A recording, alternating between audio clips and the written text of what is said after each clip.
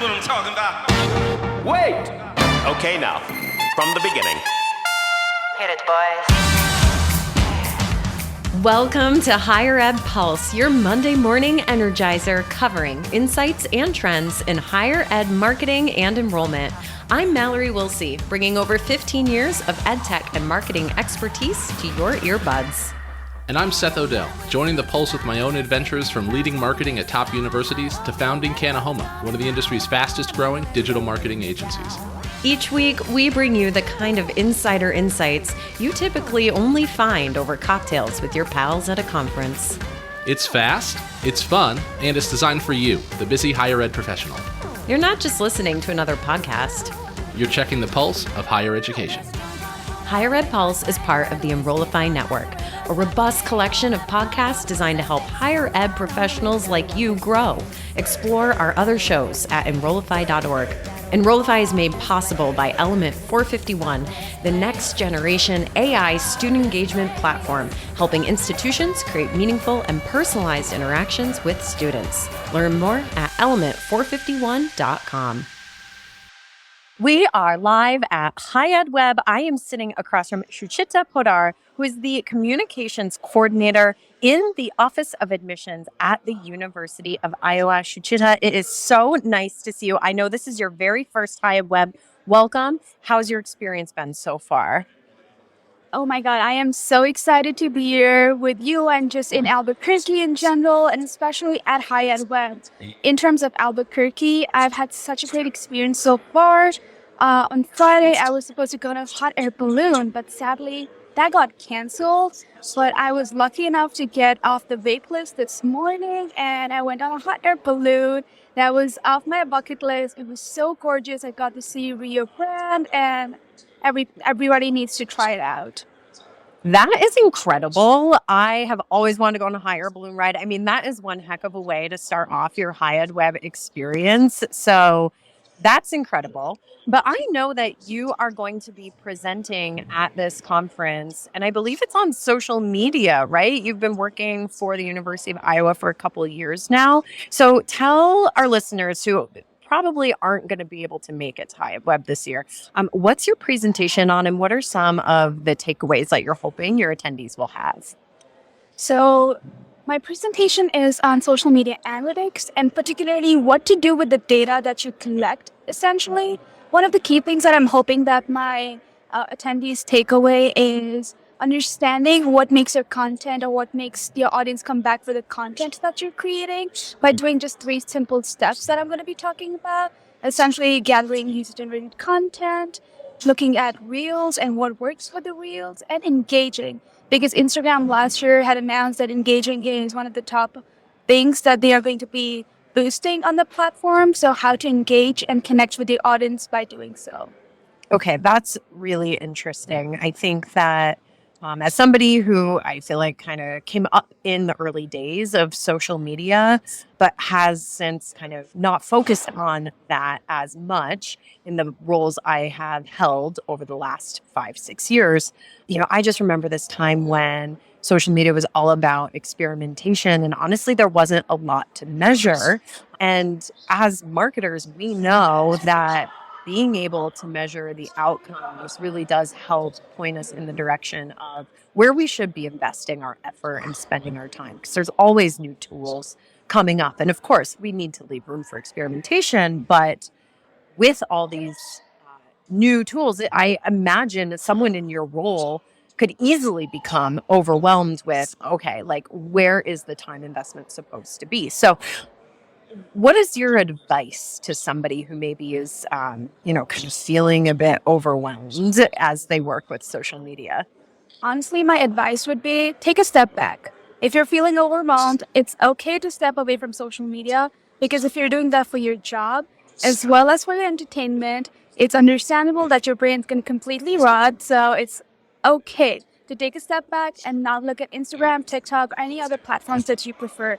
Just go out, lay on the grass. That's my advice. I love it. All right. So let's talk about content. How do you determine which types of content perform best? What are the metrics that you're using to make those decisions? So in terms of metrics, let's talk about metrics at first. There's two types of metrics that I essentially look at. It's engagement rate per post by followers, which essentially just counts how your engagement is doing relative to the number of followers you had when you posted that content.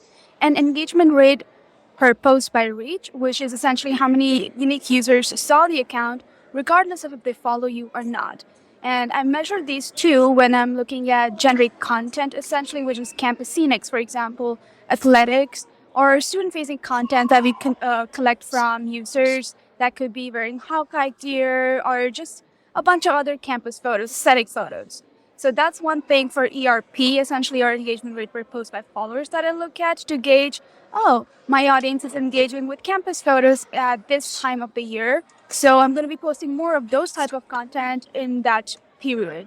For engagement rate per post by reach, this is one where if I'm posting anything that is related to deadlines, information, or has something to do with reels that I want more audience to see, even if the engagement isn't high, that is the metric that I'm looking at. And it's necessary to post sometimes that's deadline oriented, for example, early action priority date, or you've got your housing application opens up. Those are important even if you don't get high engagement. So I'm looking at the reach that it's essentially pointing toward. Do you have benchmarks from the industry that you are using to kind of guide what's good, what's not good? Or are you primarily benchmarking around your past content? Or is it a mix of both? Or something else entirely? It's a mix of both, actually. This is the first time at Iowa Admissions that we were able to create our own benchmarks by looking at our data for the past 2 years. Pretty much took the average of what is a realistic approach that we can do for the next coming years and benchmarked accordingly. However, I also looked at what other industry benchmarks were put out, like by Hootsuite or Rival IQ. What are they doing and what are their benchmarks, or even Sprout Social? They send our release benchmarks on daily or not daily. So Hootsuite, Rival IQ, Sprout Social, all of these platforms publish their benchmarks on a regular basis. So I keep an eye out for it and see how we're sort of holding up against them and compare it with the benchmarks that we have currently. Just because our account is kind of smaller as compared to the benchmarks they're releasing, it's just easier to see like if we're on the same line or what's going on with that. So a mix of both, I'd say. Okay, great. So you've got your benchmarks, you've got your goals, you know how to determine the types of content that are performing best. Now, I suspect your next step is elevating that information across your team. So you work in the Office of Admissions, but I suspect, especially at a large institution like Iowa, you need to surface some of this information outside of your unit, or to, at the very least, your colleagues that you're working with every day. So talk to me about how to create effective reports, because it's great if we're measuring something, but if it lives in a box and nobody ever sees it, I mean, it's like the tree fell in the forest, right? Like, so what type of reports have you found to be most effective, and how are you disseminating that across, either your unit or the institution entirely? So something that I do on a monthly basis is create monthly reports for Instagram, Facebook, and X, or Twitter, whatever you want to call it. But essentially, I'm looking at engagements, the total engagements that we had on Instagram.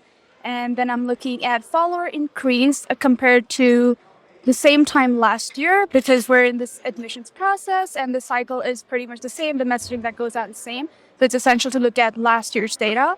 So I would look at that and basically make a presentation with beautiful charts and tables.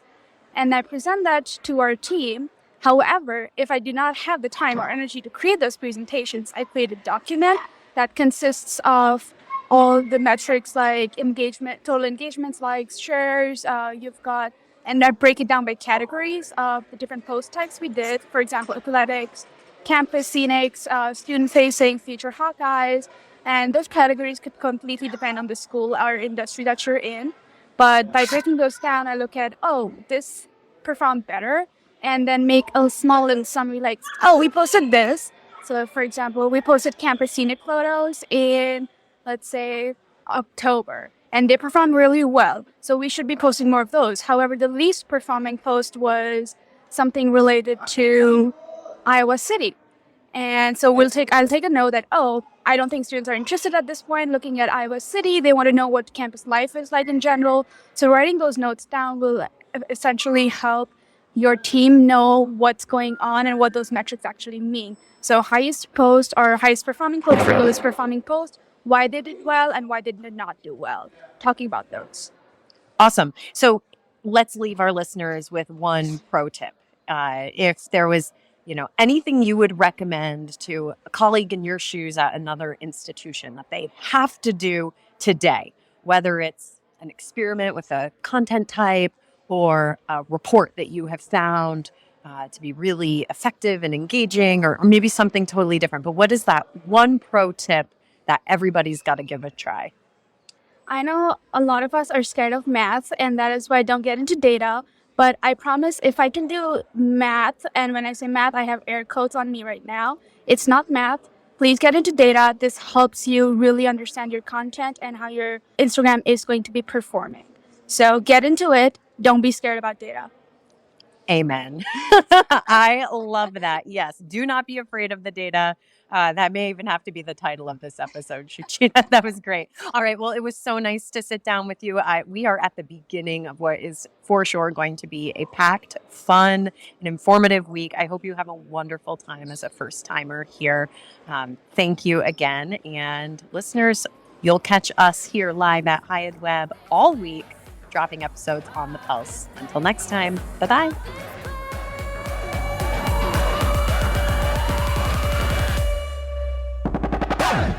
The HighEdWeb Pulse is part of the Enrollify podcast network. If you like this podcast, chances are you'll like other Enrollify shows too. Our podcast network is growing by the month, and we've got a plethora of marketing, enrollment, and higher ed technology shows that are jam-packed with stories, ideas, and frameworks, all designed to empower you to be a better higher ed professional. Our show helps higher ed marketers and admission pros find their next big idea and features a selection of the industry's best as your hosts. Learn from Brian Gross, Eddie Francis, Jenny Lee Fowler, and so many of your favorite leaders in higher ed. Enrollify is made possible by Element 451, the next generation AI student engagement platform, helping institutions create meaningful and personalized interactions with students. Learn more at element451.com.